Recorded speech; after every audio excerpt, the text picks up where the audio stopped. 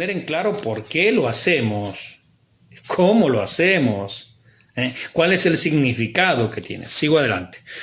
No es la regeneración una reforma exterior, ya que Jesús habló de nacer del agua y del espíritu, es decir, es algo interior, es algo que viene desde adentro, es algo que viene profundo, ¿sí? Por eso la Biblia ahí habla de nacer del agua y del espíritu, ¿sí? Nacer del agua y del espíritu. El agua allí representa la palabra de Dios, obviamente, y el espíritu es el Espíritu Santo. Nos dice Alejandro Montesino, Felipe y el eunuco. En el caso del Felipe y el eunuco sucede exactamente lo mismo. Primero el eunuco cree y luego se bautiza. Lo que pasa es que allí entre creer y bautizarse, como el eunuco ya se iba y Felipe no lo iba a ver más porque este iba para el sur de África, entonces obviamente no quedaba alternativa que bautizarle. Pero ¿qué pasó primero? Yo le preguntaría a mi hermano Alejandro, ¿no? ¿Qué pasó primero? ¿Se bautizó y después creyó o creyó y después se bautizó? No, obvio, cierto, mi hermano. Amén. Primero creyó cuando oyó el Evangelio, cuando Felipe se lo explicó y él entendió la palabra y ya se iba de viaje, no había otra alternativa, no había otra forma. Nunca más volvemos a saber de ese eunuco, iba para allá, para el sur de África, no quedaba otra que bautizarle. Pero fíjese que el proceso es el mismo, primero se cree, después se bautiza. Uno dice meses después, pero eso hay que tomarlo entre comillas, ¿cierto? No hay un tiempo, pero primero es creer, después bautizarse. Uno como pastor aconseja, bueno, tomémonos un tiempo prudencial para saber si no es una decisión simplemente así de, bueno, estaba emocionado la persona y ver si hay algún fruto, si aparentemente hay un cambio genuino, un cambio real. Pero eso es como una recomendación nada más. En realidad no hay un tiempo exacto entre la conversión y cuánto tiempo después hay que bautizar. No hay, en la Biblia no hay ese tiempo. Pero sí está claro que primero cree y después se bautiza. Eso sí está absolutamente claro en las Escrituras, ¿cierto? Ese hombre, obvio, no. Después no se mencionó nunca más en las Escrituras. Había que bautizarle ese día sí o sí, porque no había más chance. Bueno, gloria al Señor, el Señor lo quiso así, él creyó y luego fue bautizado. Entonces no es una reforma exterior, no es un mero cambio cosmético allí de algunas prácticas, no. La idea católico-romana de llamar sacramento al bautismo, bueno, esto es lo que veníamos diciendo, es ver en el agua la fuente regeneradora por el solo hecho de participar de ella. O sea que tiene la virtud de impartir gracia, lo cual es un error. Por lo tanto, el bautismo no debería ser llamado sacramento, sino ordenanza, porque no se recibe la salvación, ni perdón, ni virtud por participar de él. El bautismo es solo un símbolo de una realidad interior del creyente. Nadie debería ser bautizado si primero no ha dado frutos que certifiquen su cambio de vida. Amén. Por eso decimos que lo razonable, entiéndame esto, yo lo digo entre comillas, ¿cierto? Lo razonable pastoralmente es esperar un poquitito, no sea cosa que sea simplemente una decisión de emoción nada más. Mucha gente que toma decisiones por emoción y ya al mes no lo vemos más en la iglesia. Entonces, tampoco la idea andar metiendo gente al agua apresuradamente, ¿cierto? Hay casos que lo ameritan. Por ejemplo, a ver qué dice Francisco Gastón. Ojalá ya me haya remojado para mi pastor Luis.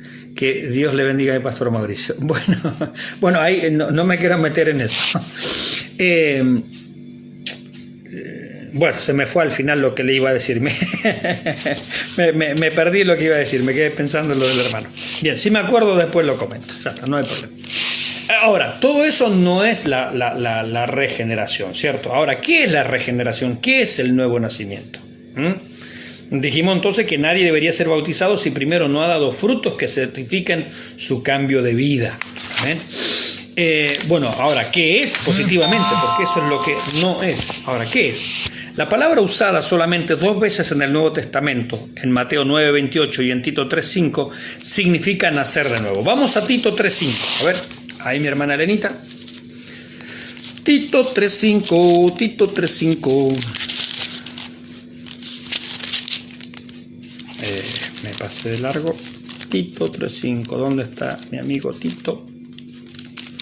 Tito 3.5, acá está.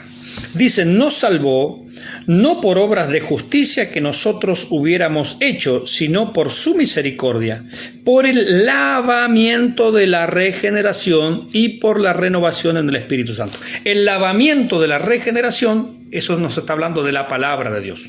La palabra de Dios nos lava. Vosotros limpios estáis por la palabra que yo os he hablado. Entonces, uno escucha la palabra, uno recibe esa palabra actúa en el corazón y el Espíritu Santo, que es el autor de la palabra, obra y opera un cambio, una transformación, una regeneración. Pasamos de muerte a vida. Estábamos muertos sin delitos y pecados, pero Él nos dio vida.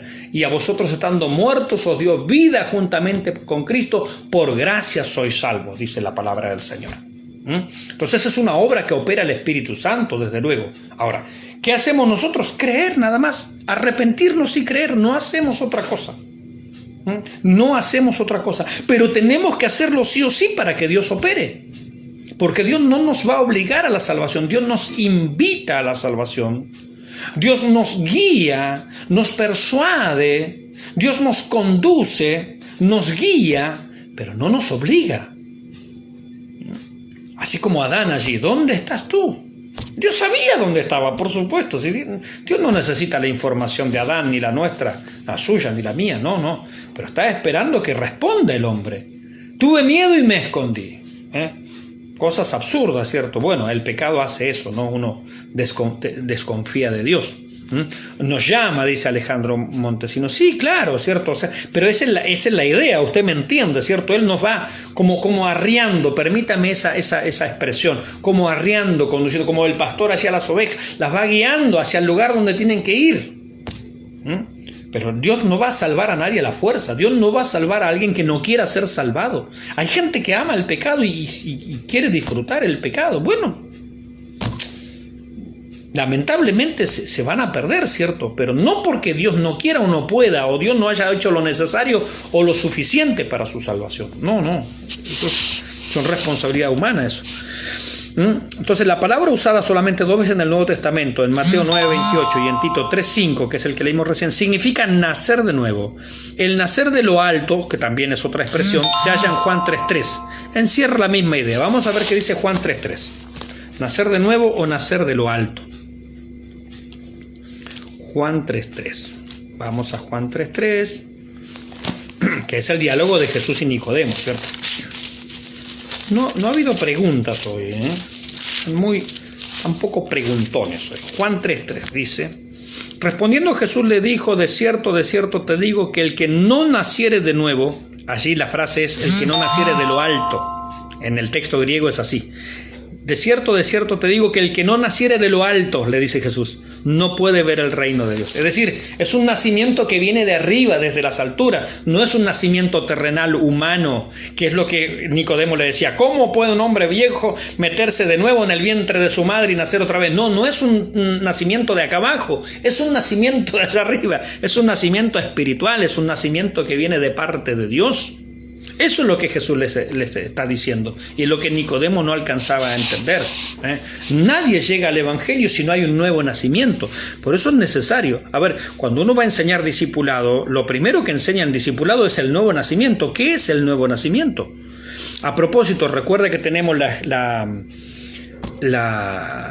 biblioteca bíblica virtual y allí tenemos, son 6 manuales para nuevos creyentes. 6 manuales que vienen allí para completar, para hacer las tareas en casa. Son muy buenos, muy lindos, muy sencillos, un material hermoso que está disponible gratuito. Usted PDF, nosotros los imprimimos y allí le damos una copia a cada hermano así y vamos haciendo los estudios bíblicos ahí para que ellos vayan comprendiendo las verdades fundamentales. Y lo primero que comienza hablando ahí del nuevo nacimiento es que si no hay un nuevo nacimiento no es cristiano. Porque ¿cómo yo llego a ser cristiano? Por el nuevo nacimiento, por nacer de lo alto, por una obra de la palabra de Dios que me limpia y una obra del Espíritu Santo que usa esa palabra y hace una transformación interna, pasa de muerte a vida. Entonces es la obra de Dios que da nueva vida al creyente. Es una vivificación espiritual. Ya lo leímos en Efesios 2.1, no lo vamos a repetir de nuevo, pero Efesios 2.1 dice: a vosotros, estando muertos en delitos y pecados, os dio vida. Es un traslado espiritual. Colosenses 1.13. Colosenses 1.13 nos dice: el cual nos ha librado de la potestad de las tinieblas y trasladado al reino de su amado Hijo. Amén. Es un traslado. Jorge Reyes nos dice: nos muestra una opción, depende de nosotros tomarla o no. Amén, claro que sí, claro, porque Dios no salva a la fuerza a nadie. Y cuando yo hago énfasis en estas cosas es porque están de moda en internet enseñanzas que son medievales, ¿no? Que hablan de la gracia irresistible. Dios sí o sí, al que es elegido lo va a traer. No, eso no enseña la Biblia. No es lo que enseña la Biblia, ni siquiera en esos términos, para nada. Es un traslado espiritual. Ahora, los medios utilizados, Dios regenera. Juan 1.13, lo cité hoy, ¿no? Juan 1.13, ahí mi hermana Elenita, que nos dice: los cuales no son engendrados de voluntad de carne, ni de voluntad de sangre, ni de voluntad de varón. Es decir, no es porque mi papá era evangélico, mi mamá era súper evangélica, era la jefa de Dorcas. No es por eso. No es por nacimiento humano, no es por línea sanguínea. Gloria a Dios a los que nacieron en un hogar cristiano. Gloria a Dios. Pero eso no lo hace a uno cristiano. Como un predicador dijo: que yo haya nacido en un garage no me convierte en un auto. Que yo haya nacido en un hogar cristiano, eso no me hace cristiano. Gloria a Dios si nací en un hogar cristiano, ¿cierto? No es mi caso. En mi caso yo no nací en un hogar cristiano. Nací en un hogar donde mis padres habían ido hace muchos años a la iglesia, pero no más que eso. Gloria a Dios por los hermanos que tienen la bendición de haber nacido en un hogar cristiano. Pero esa bendición no los hace automáticamente cristianos. También, ¿cuántas veces uno ha escuchado en las iglesias: no, yo nací en el evangelio, yo desde la cuna soy cristiano? No, discúlpeme, no. Nadie es cristiano desde la cuna. No, nadie es cristiano desde la cuna. Llega el momento en que usted toma una decisión personal, única, usted y Dios, en el cual usted recibe a Cristo en el corazón. Para algunos es súper claro eso. Para otros se le hace un poquito más difuso porque siempre han estado en el campo evangélico, pero hay un momento en el cual se produce el nuevo nacimiento. En mi caso se produjo en el mes de marzo del año 1986, cuando yo tenía 13 años. Escuché el mensaje del evangelio, un evangelista paraguayo llamado Juan Agüero estaba predicando en una esquina, hizo un llamado, yo escuché ese llamado, creí en esa palabra y el Espíritu Santo hizo una obra de transformación. Desde el mes de marzo del año 86 hasta el día de hoy le estoy sirviendo aquí al Señor. Se produjo una transformación, se produjo el milagro del nuevo nacimiento. Habiendo oído el Evangelio y habiendo creído en él, fuisteis sellados con el Espíritu Santo. Amén. Entonces, hay un momento en nuestra vida en el cual llegamos a ser cristianos, llegamos a ser hijos de Dios, llegamos a nacer de nuevo por una obra de la palabra y del Espíritu Santo. Gloria a Dios, insisto, en aquellos que han tenido la tremenda bendición de haberse creado un hogar cristiano, a veces se les dificulta un poquito más saber en qué momento de mi historia exactamente hubo un clic en mi vida, pero lo hubo. Porque, insisto, todos nacemos pecadores, nadie nace cristiano. ¿Sí? Llegamos a ser cristianos, llegamos a ser hijos de Dios. Nadie nació hijo de Dios, solo Jesucristo. Y solo Adán allá en el principio, pero después él se hizo hijo del diablo por su desobediencia, ¿no? Bien, entonces los medios utilizados, Dios regenera, Juan 1.3, lo hace de acuerdo a su voluntad. Santiago 1.18. Santiago, a ver, hay una pregunta, hermana Verónica Fernández. Ahora voy a leer esa pregunta. Gloria a Dios. Primera pregunta, aleluya. Santiago 1.18. ¿Qué dice? Él, hablando de Dios, de su voluntad nos hizo nacer por la palabra de verdad para que seamos primicia de sus criaturas. ¿Se da cuenta? Bien, para que no se me vaya la pregunta. Y Verónica Fernández dice: ¿y dónde queda herencia de Jehová son los hijos? ¿Cómo se recibe esa herencia entonces?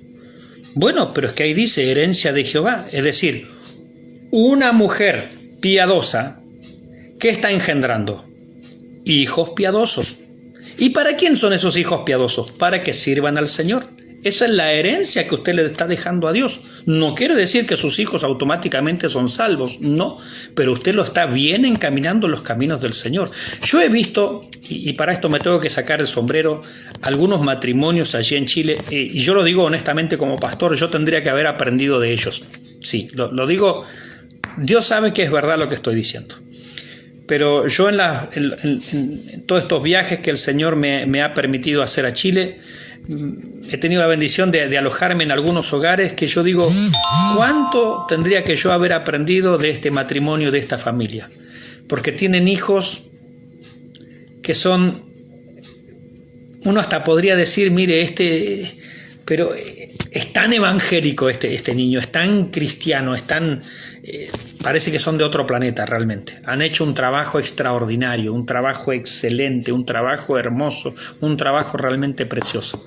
Y yo creo que tendría que haber aprendido de esos hermanos un poquitito más. En eso a veces me lamento. Y lo digo de todo corazón delante del Señor, ¿no? Mi hermana me pregunta, ¿dónde queda la herencia de Jehová? Son los hijos. Bueno, esos matrimonios le están dando desde la cuna ya un encaminamiento a esos niños para que nunca se aparten del camino del Señor. Instruye al niño en su camino y aun cuando fuere viejo no se apartará de él. Eso hicieron. Por eso le dejaron a Dios como herencia a sus hijos. A eso se refiere. A otros nos ha costado un poco más, tal vez por nuestra negligencia, tal vez por nuestra falta de conocimiento en su momento, porque, a ver, nadie que yo sepa nació sabiendo ser padre o madre y uno a veces va aprendiendo en el camino y a veces hacen cosas bien y a veces uno hace cosas que no ayudan y no colaboran, ¿cierto? Bueno, cada hogar es un mundo, pero a eso se refiere, ¿no? Fíjese que hay un pasaje muy mal interpretado de Pablo cuando él dice, y la mujer se salvará engendrando hijos si permaneciere en fe, en santificación, algo así, pero habla de engendrando hijos. En Primera de Timoteo está ese pasaje. Y muchos lo malinterpretan, muchos lo mal aplican. Pero allí lo que Pablo está diciendo es que la mujer se salvará ¿de qué? ¿De qué venía hablando Pablo? Porque el contexto determina el significado. Pablo venía mencionando a Eva. Eva le entregó a Dios una generación ¿de qué? De pecadores. ¿Qué engendró Eva? Pecadores. ¿Qué engendra la mujer cristiana? Está llamada a engendrar hijos piadosos. No es que sean salvos automáticamente, pero usted se los está encaminando a la salvación. Está haciendo un trabajo glorioso como Loida, como Eunice hicieron con Timoteo. ¿Se da cuenta cuál es la idea? A eso se refiere. Francisco Gastón nos dice, ¿cuál es el significado de muchos son los llamados y pocos los escogidos? Lo vamos a ver luego en la doctrina de la elección y que fuimos elegidos desde el vientre de nuestra madre. Sí, en la doctrina de la elección ahí vamos a tocar ese texto, mi hermano. Santiago 1:18, amén, nos dice, amén. Verónica Fernández, gracias por su respuesta. No, por favor, mi hermana. Ya estamos por entrar a la doctrina de la elección, así que mi hermano tenga la pregunta ahí, ¿no? En realidad es un juego de palabras. No es tan difícil, la verdad que es muy sencillo.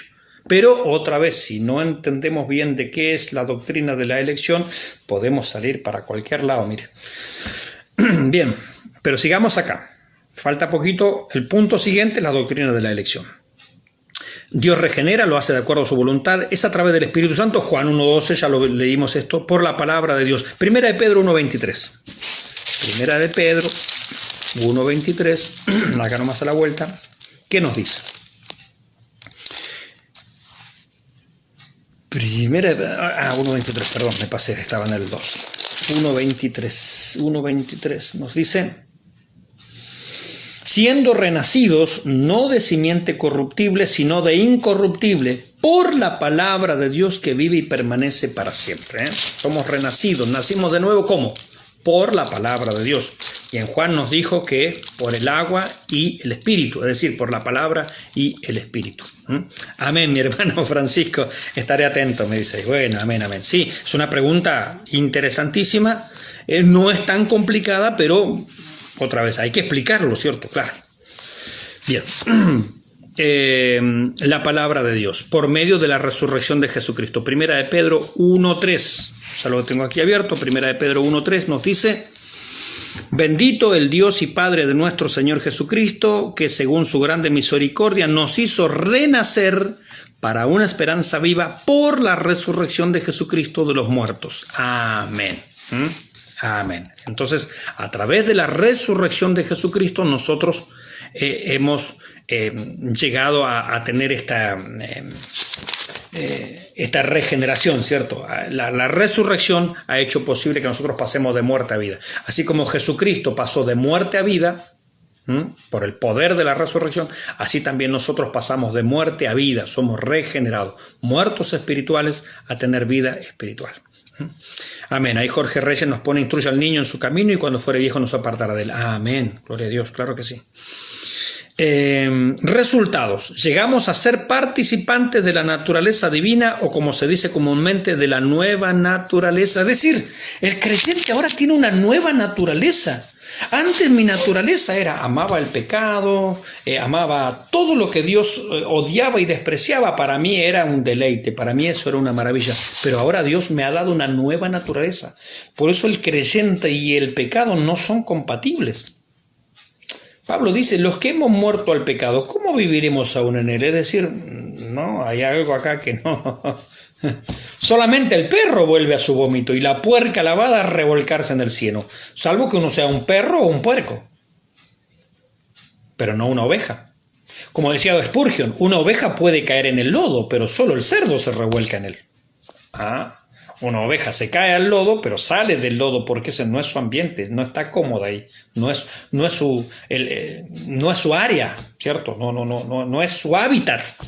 Así nosotros a veces lamentablemente pecamos, ¿cierto? Le erramos en algunas cosas, por supuesto que sí, lamentablemente lo digo, en contra de lo que quisiéramos hacer. Pero no deseamos eso. Préndeme el ventiladorcito ese, por favor. Pero no deseamos eso. Ahora, solo un perro vuelve a comerse el vómito. Solo un cerdo vuelve a revolcarse en el cieno, ¿cierto? Entonces, eso es lo que sucede con eso. Entonces ahí se demuestra cuál es la naturaleza. Hay gente que simplemente se ha lavado exteriormente, pero sigue siendo perro y sigue siendo cerdo. Con razón la Escritura dice que los perros estarán afuera cuando habla de la Nueva Jerusalén. Es decir, no tienen lugar, no tienen cabida. Bien, eran animales inmundos, ¿cierto? En el Antiguo Testamento así se veían. En el pueblo judío no se los consideraba como hoy mascotas, ¿no? Hoy un perro es una mascota y vive en nuestras casas. Pero no, en la antigüedad no era considerado así, era considerado un animal inmundo. Bien, entonces tenemos una nueva naturaleza. Segunda de Pedro 1:4, ¿qué dice? No, correcto. Segunda de Pedro 1:4. Segunda de Pedro, acá está 1:4, que dice: por medio de las cuales nos ha dado preciosas y grandísimas promesas, para que por ellas llegaseis a ser participantes de la naturaleza divina, habiendo huido de la corrupción que hay en el mundo a causa de las concupiscencias. ¿Se da cuenta? El cristiano y el pecado no son compatibles. Por eso que alguien diga que es salvo y vive a sus anchas en el pecado, no, mire, puede decir lo que quiera, pero no es salvo. Y puede ir a una iglesia, y puede estar en un coro, y puede predicar, y puede ser pastor, y puede ser evangelista, no sé lo que... Lamentablemente hay gente que llega hasta esos lugares, pero no se trata de lo que uno dice, se trata de lo que uno es. Por eso el que es santo, santifique. El que es justo, practique la justicia. Y los otros, bueno, es inmundo, sigan la inmundicia, y es injusto, sigan la injusticia. Cada uno manifiesta su naturaleza. ¿Cuál es la naturaleza que yo estoy manifestando? ¿Cuál es la naturaleza que usted está manifestando?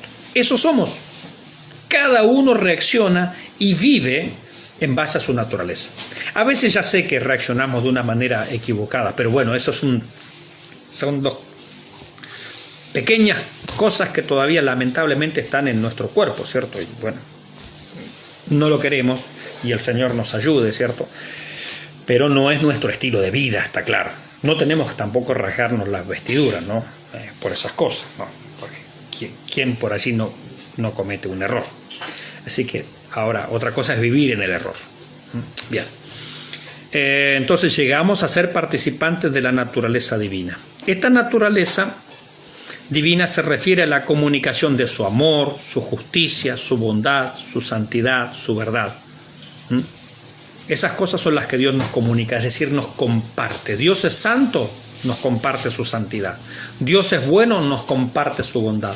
Dios es justo, nos comparte su justicia. Dios es misericordioso, nos comparte sus misericordias y espera que nosotros vivamos de acuerdo a ello. A eso se refiere participante de la naturaleza divina. Dios es santo, nos comparte su santidad. Por eso dice Pedro, somos participantes de la naturaleza divina. Bien, ahora, una aclaración acá. No nos comparte su esencia. ¿Cuál es la diferencia? Que su esencia es la omnipotencia, la omnipresencia, la omnisciencia. No, esos son atributos exclusivos de Dios. Eso Él no lo comparte con nosotros ni con nadie. Él no me comparte su omnipotencia. Y ahí andan los pseudos falsos apóstoles, ¿no? Creyéndose que son He-Man, el hombre araña, Superman, y mandan a los huracanes. Deshacemos el huracán en el medio allí del Atlántico porque tenemos el poder. No tienen poder de nada, no son ni chicha ni limonada, nada, porque no han entendido que lo que Dios nos comparte es su naturaleza divina, es decir, sus atributos comunicables. Hay ciertos atributos que Dios los comunica, es decir, nos comparte de eso. Y hay otros atributos que se llaman no comunicables, es decir, Dios se los reserva para sí mismo. Por ejemplo, Dios es omnipotente, pero no me comparte a mí la omnipotencia. No, yo no soy omnipotente, ni lo seré nunca, solo Dios es omnipotente.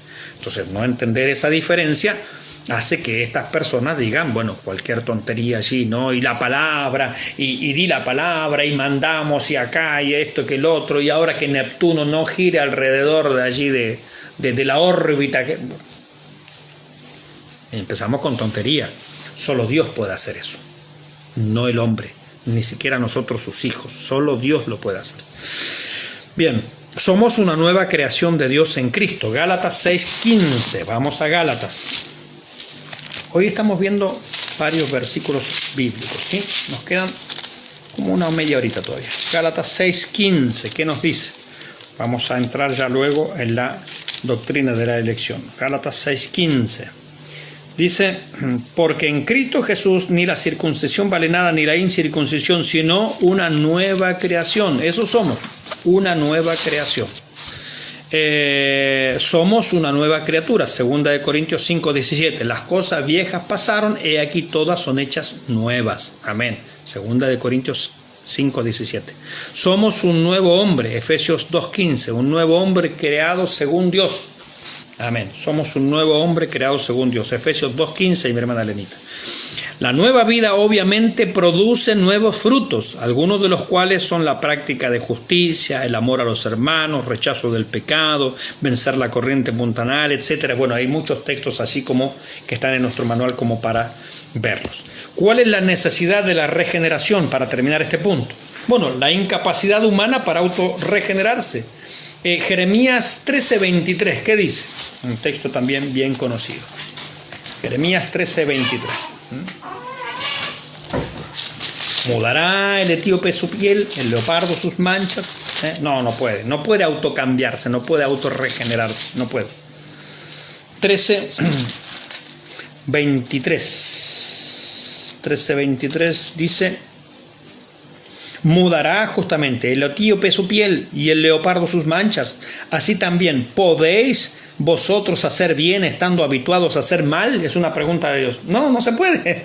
No podemos cambiarnos a nosotros mismos. Por eso necesitamos nacer de arriba, una obra que venga del cielo, una obra que venga de arriba y que nos cambie, que nos dé una nueva naturaleza, que nos haga nacer de nuevo. Entonces tenemos una incapacidad humana para autorregenerarnos. Y la condición de muertos espirituales, Efesios 2:1, que ya lo leímos, estando muerto, ¿cómo me puedo cambiar a mi espíritu si mi espíritu está separado de Dios? ¿Cómo puedo hacer que entre en contacto y en comunión y en vida con Dios? Por mí mismo no puedo. Dios me tiene que dar vida, ¿sí? Y vida en abundancia, dice la palabra del Señor. Gloria al Señor. Bien, vamos entonces, ahora sí, Estamos entrando también en un punto realmente importantísimo, la elección. ¿Habla la Biblia, mi hermano, de la elección? Sí, claro que sí. ¿Es una doctrina bíblica? Por supuesto. Ahora, vamos a ver cómo la entendemos y cómo la explicamos, ¿no? Ahí está, pedimos la ayuda del Señor para esto. Pruebas de la elección. Dios ha elegido y Dios elige cosas, sí, por todos lados, por supuesto, ¿no? Por la naturaleza de la creación. La selección en la actividad creativa de Dios es obvia por todas partes. Él elige, no sé, que el sol salga de oriente hacia el occidente. ¿Y por qué no lo eligió al revés? Bueno, porque a él quiso elegirlo así.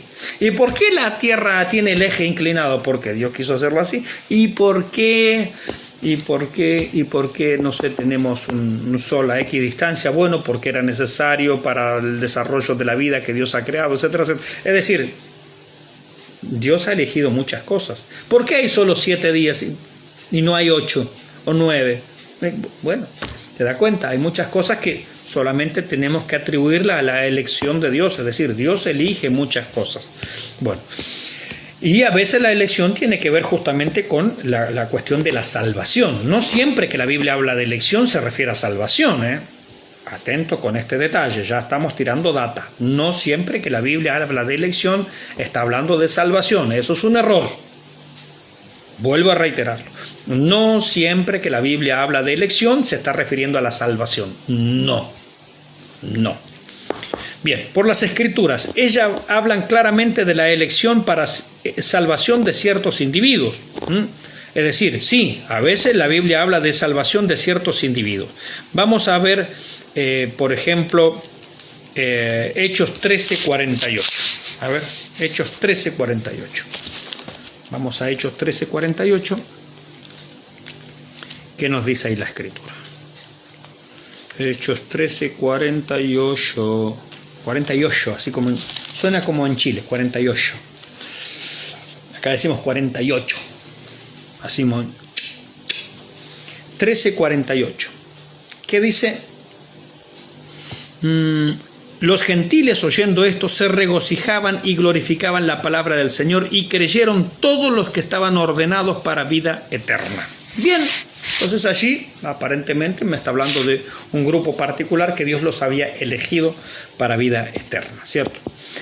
En verdad, la elección libre y pretemporal, es decir, desde antes de la fundación del mundo, es enseñada en las Escrituras, como así también la responsabilidad humana al llamado del Evangelio, aunque nosotros muchas veces no lo podamos congeniar del todo, ¿cierto? Es decir, la Biblia por un lado nos dice que fuimos elegidos de antes de la fundación del mundo, eso es verdad, pero también nos dice que nosotros tenemos que responder al llamado del Evangelio. Y a veces en nuestra mente se crea allí un conflicto. ¿Cómo congeniar las dos cosas? Bueno, vamos a tratar de resolverlo esto de la mejor manera posible, ¿cierto? Bien, la palabra hebrea bajar, así con B larga, bajar, como bajar las escaleras, bajar, se traduce, es una palabra hebrea, como elegir, escoger o preferir. Por ejemplo, a ver, vamos a primero de Samuel 17:40. Primero de Samuel 17:40. Allí está la palabra elegir. Primero de Samuel, me pasé. Acá está primero de Samuel 17:40. ¿Qué nos dice? 17:40 nos está diciendo: y tomó su cayado, está hablando de David, en su mano, y escogió, elegir, y escogió 5 piedras lisas del arroyo y las puso en el saco pastoril, en el zurrón que traía, y tomó su honda en su mano y se fue hacia el filisteo. Allí está hablando de que David escogió, eligió, en este caso 5 piedras. Veamos también esa palabra en Isaías 42:1. Isaías 42. Es la misma palabra, no es distinta palabra. Isaías 42:1, la misma palabra. Palabra hebrea, 42:1. He aquí mi siervo, yo, está hablando de Jesucristo, yo le sostendré, mi escogido, ahí está, el que él eligió, mi escogido, en quien mi alma tiene contentamiento. He puesto sobre él mi espíritu, él traerá justicia a las naciones. Entonces está hablando de piedras escogidas, acá está hablando de Jesucristo escogido, y es la misma palabra. Y veamos también el 42:19. El 42:19 dice, que está acá nomás, ahora está hablando de la nación de Israel. Ojo con esto, ojo con los contextos. 42:19 está hablando de la nación de Israel. ¿Quién es ciego sino mi siervo? ¿Quién es sordo como mi mensajero que envié? ¿Quién es ciego como mi escogido y ciego como el siervo de Jehová? ¡Wow! ¿Se da cuenta? Mire, la palabra escogido allí es la misma palabra hebrea en este caso, perdón, hebrea. La misma palabra hebrea. Se utiliza para escoger 5 piedras allí junto al río. La misma palabra se utiliza para hablar de Jesucristo en 42:1. Y en 42:19 es la misma palabra para hablar de la nación de Israel. Y le dice que son ciegos y son sordos. La misma palabra. Y todos son escogidos, sí. Piedra para la honda. El Señor Jesucristo también es escogido. La nación de Israel son escogidos, aunque son sordos y ciegos. Bien, así lo utiliza la palabra escoger en el Antiguo Testamento. Vamos al Nuevo Testamento. Mateo 24:14. Acá está. Acá está mi hermano que me había preguntado. ¿Quién había sido mi hermano? Mire, enseguida lo encontramos. Mateo 22:14. Mateo 22:14. Mateo 22:14. ¿Qué nos dice? 22:14. Porque muchos son llamados y pocos los escogidos. ¡Wow! Ahora, si yo me quedo con esas palabras, ¿cuál es la conclusión? A ver, Dios llama a muchos, pero en realidad Él escogió a poquitos. Es decir, Dios invita a muchas personas, pero ¿qué será? ¿Que Él no quiere en realidad que todos vengan? Uy, qué problema, ¿se da cuenta que me hago un problema ahí? Bien. Esa palabra está en una parábola, por lo tanto, yo lo mínimo que debo hacer es leer la parábola. ¿De qué está hablando? Es la parábola de la fiesta de bodas. Y dijo el Señor, leo la parábola. El reino de los cielos es semejante a un rey que hizo fiesta de bodas a su hijo, y envió a sus siervos a llamar a los convidados a las bodas, mas estos no quisieron venir. Volvió a enviar a otros siervos, diciendo, decid a los convidados, he aquí he preparado mi comida, mis toros y animales engordados han sido muertos, y todo está dispuesto, venid a las bodas. Mas ellos, sin hacer caso, se fueron, uno a su labranza, otro a su negocio, y otros tomando a sus siervos, los afrentaron y los mataron. Al oír el rey se enojó y enviando sus ejércitos destruyó a aquellos homicidas y quemó su ciudad. Entonces dijo a sus siervos, las bodas a la verdad están preparadas, mas los que fueron convidados no eran dignos. Id pues a la salida de los caminos y llamad a las bodas a cuantos halléis. Y saliendo los siervos por los caminos juntaron a todos los que hallaron juntamente, malos y buenos, y las bodas fueron llenas de convidados. Y entró el rey para ver a los convidados y vio allí a un hombre que no estaba vestido de boda. Y le dijo, amigo, ¿cómo entraste aquí sin estar vestido de boda? Mas él enmudeció. Entonces el rey dijo a los que servían, atadle de pies y manos y echadle a las tinieblas de afuera. Allí será el lloro y el crujir de dientes, porque muchos son llamados y pocos escogidos. Bien, esto es una parábola, es una comparación, ¿cierto? Bien, está claro eso. Cuando el rey invita, ese rey obviamente es Dios, cuando el rey invita, dice que mandó a sus conocidos, ¿cierto? A todas las personas, y eso representa a la nación de Israel, y no quisieron venir, hasta que algunos, dice, incluso mataron a los que fueron a enviar. Eso se refiere a los profetas. Bien, entonces el rey se enojó y trajo juicio sobre la nación de Israel. Y ahora dice el rey, bueno, vayan por todos lados ahí, porque yo tengo todo preparado, inviten gente que se llene la casa, listo, ya está. Salieron por todos lados, trajeron mancos, cojos, paralíticos, es decir, todo lo que encontraron. Bien, eso somos nosotros, ¿sí? Todo lo que encontraron. ¿A cuántos salieron a invitar? A todos. Bien, ahora, estaban las bodas llenas. Es una parábola, es una comparación nada más. Estaban la boda llena, mi hermano Francisco. Estaban las bodas llenas. Dice, y el rey entró para visitar allí a los convidados. Ahora, primera pregunta, ¿el rey había invitado a todos, sí o no? Sí. Ahora, tenemos que entender cómo era una fiesta de bodas en la época judía. Ahí está la clave. ¿Cómo era una fiesta de boda en la época judía? Mire, usted llegaba a una boda, a una fiesta, y en la puerta de entrada se le daba una túnica, una vestimenta. Es decir, que todos los que entraban tenían que entrar. Primero, por la puerta. Segundo, todos estaban vestidos iguales. Ahí está la clave. Claro, como nosotros no nos criamos en el judaísmo y en las costumbres de aquella época, esa parte no la sabemos, tenemos que estudiarla. Cuando uno iba a una fiesta, uno tenía que entrar por la puerta, uno no puede entrar de colado. Uno tiene que entrar por la puerta. Segundo, en la puerta me dan una túnica, una vestimenta. Todos los invitados están vestidos exactamente igual. ¿Por qué?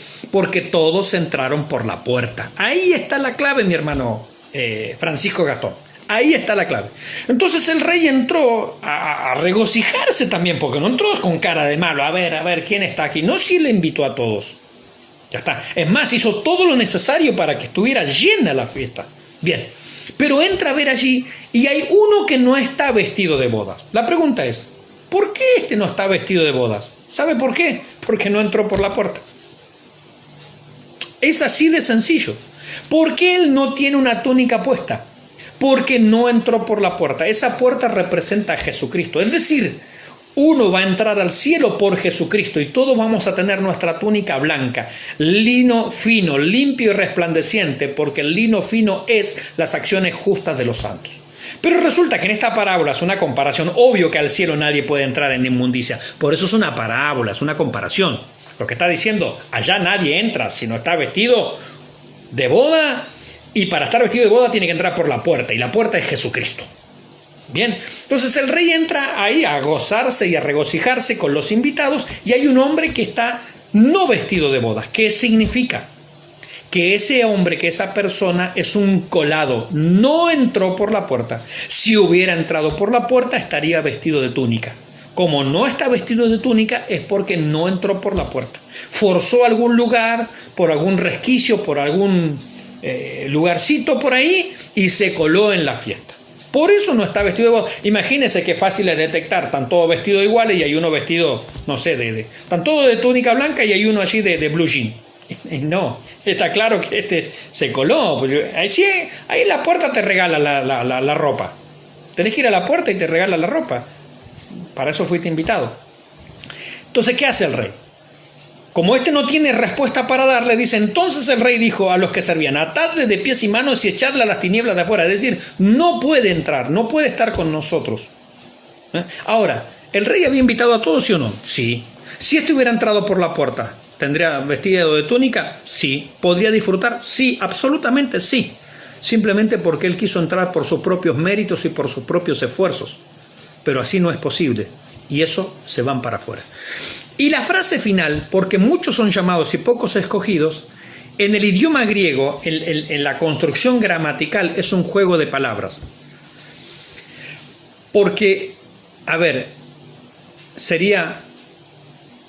porque a muchos quise congregar, pero pocos se congregaron. Son dos palabras similares, ¿me entiende? Porque a muchos quise congregar, pero pocos se congregaron. Es como si dijera, es un juego de palabras. En el griego es un juego de palabras eso en realidad. Porque a muchos quise congregar, pero pocos se congregaron. Porque a muchos convoqué, pero pocos se convocaron. Suena parecido. En castellano suena distinto. Muchos son llamados, pocos escogidos. Parecen dos palabras distintas. Pero en el griego no son dos palabras distintas. Tienen la misma raíz, la misma estructura. Hasta suenan igual. Suenan parecido. Porque a muchos invité y pocos aparecieron invitados. Esa es la idea, es un juego de palabras, ¿me entiende mi hermano? Entonces, la idea del texto es, yo invité a todos, pero en definitiva no vinieron todos. Porque yo los convoqué a todos, pero a la hora final pocos se convocaron. Mire, esto una vez lo expliqué con un ejemplo así. Usted sale allí por las calles alrededor de la iglesia y sale con un megáfono invitando a todos para la hora del culto. Vecinos, los invitamos amablemente aquí de la iglesia tanto, no sé, a las 20 horas tenemos nuestro culto y queremos compartir con usted las ricas bendiciones de la palabra del Señor. Vamos a orar por usted y le vamos a regalar también una Biblia al final del culto. Listo. Usted sale y recorre todas las calles así del barrio alrededor de la iglesia. La pregunta es, ¿a cuántos invitó? ¿A cuántos? A todos. Ahora, a la hora del culto, ¿vinieron todos?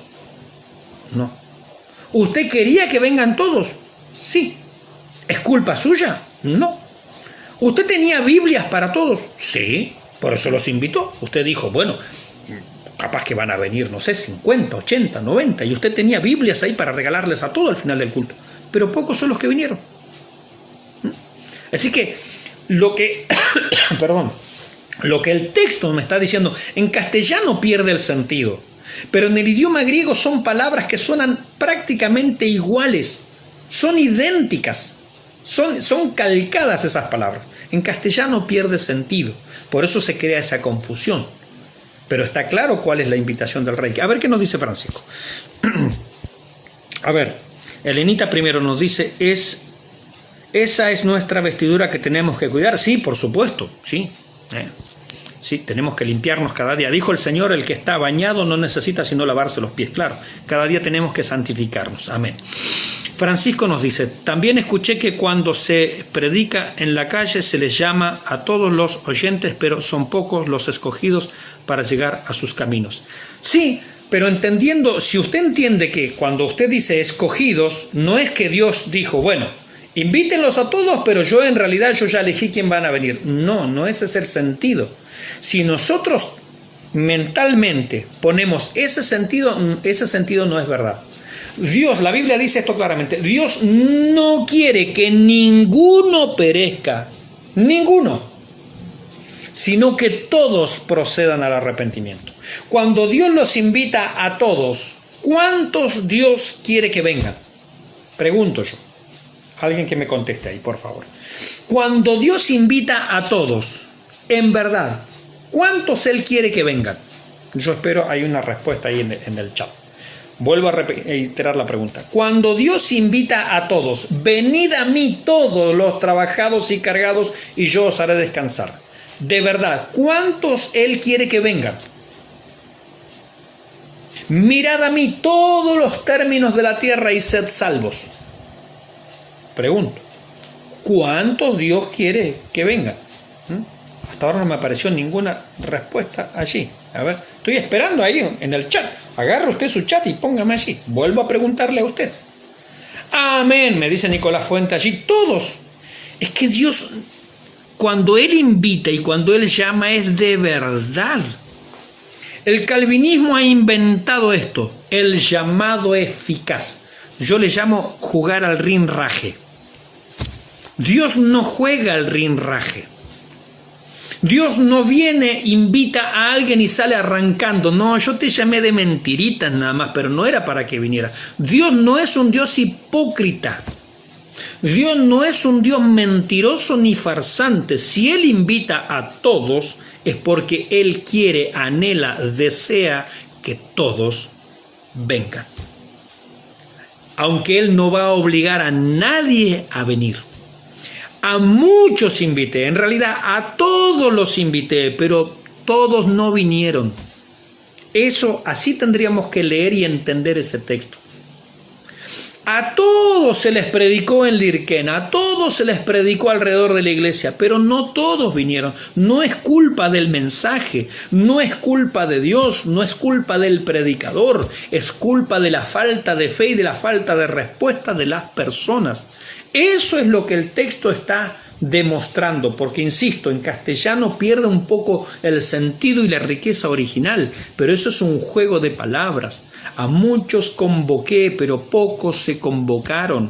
A muchos invité, pero aparecieron pocos invitados. Esa es la idea del pasaje.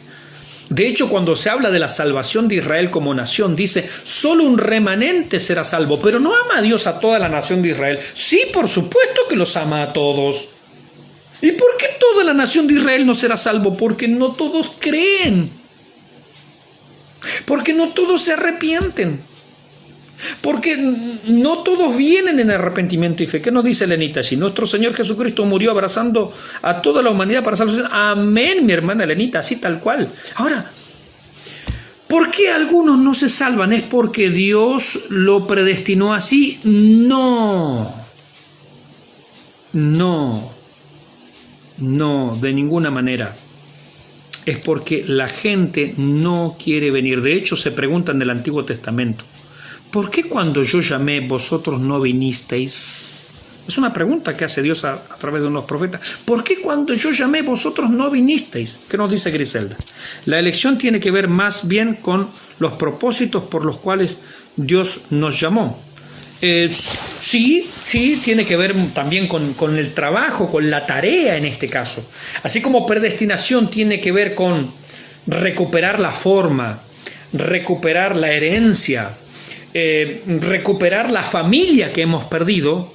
La elección sí tiene que ver con los propósitos con los cuales Dios nos llamó y con los trabajos que Dios nos ha dado. Sí, exactamente. Bien, mi hermana Griselda. Bien su acotación ahí.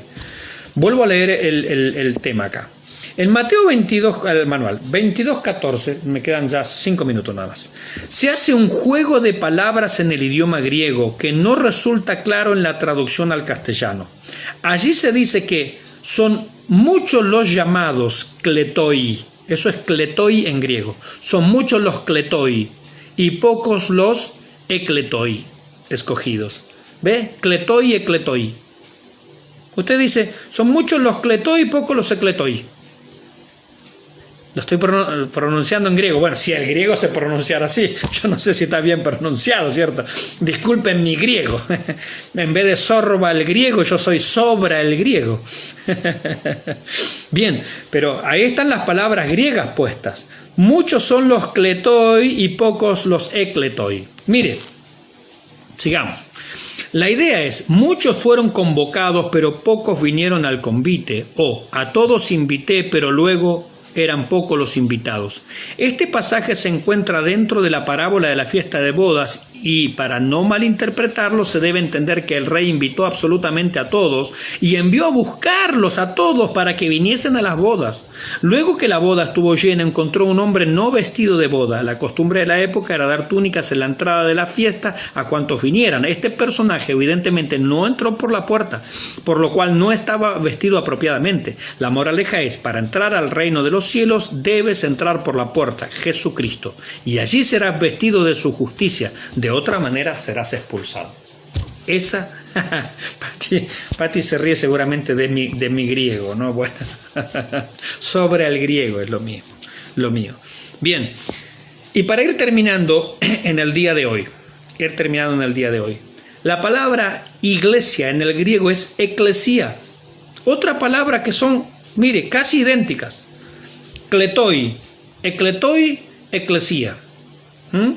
Llamados, escogidos, iglesia. Para hacérselo sencillo, yo quiero redondearle la idea acá y que usted se quede pensando porque acá está terminando la clase. Mire, la iglesia, la eclesia, es la reunión de todos los elegidos, los ekletoi. Es decir, todos los ekletoi juntos, todos los escogidos juntos, son la eclesia. Ekletoi, eclesia. Lo voy a hacer más sencillo todavía. Pastor, ¿cómo sé yo si soy un escogido? ¿Cómo sé si soy un elegido? Mi pregunta es usted parte de la iglesia? ¿Sí o no? Porque todos los que pertenecen a la iglesia son elegidos. Todos los que pertenecen a la eclesia son ekletoi. Vuelvo a preguntar. Pastor, ¿cómo yo sé si soy parte de la iglesia? O al revés, ¿cómo sé yo si soy un escogido? ¿Cómo sé si soy un elegido? Respuesta, ¿es usted parte de la iglesia? ¿Es usted parte de la iglesia? ¿Es usted parte del cuerpo de Cristo? ¿Es usted parte de los redimidos, de los comprados, de los lavados a precio de sangre? ¿Sí o no? Si su respuesta es sí, entonces usted es un elegido, porque todos los que pertenecen a la iglesia son escogidos. Todos los que pertenecen a la iglesia son elegidos. Todos los que pertenecen a la eclesía son ekletoi. Son juegos de palabra, mi hermano. En castellano se nos va haciendo todo un barullo de ideas. En griego es mucho más sencillo. Piensa en esto. ¿Cómo sé si soy un elegido? Si es parte de la iglesia, usted es un elegido. Amén. Así de sencillo. ¿Soy yo un elegido? Sí. ¿Cómo lo sé? Porque yo soy parte de la iglesia. La eclesía es la reunión de todos los escogidos. Todos los que son escogidos forman la iglesia. ¿Es usted parte de la iglesia? ¿Amén? Bueno, entonces usted es un elegido. La respuesta es muy sencilla, mis hermanos. Bien, pero quédese meditando en eso con la ayuda del Señor. La semana que viene seguimos analizando esto que recién hemos empezado, la doctrina de la elección. Que el Señor les bendiga, vamos a estar orando y nos despedimos, si Dios lo permite, hasta el lunes que viene.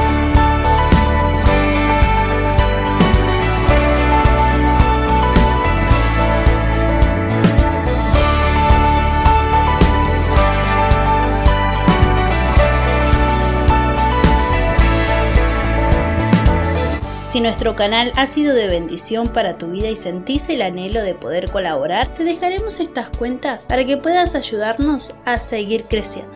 Dios te bendiga.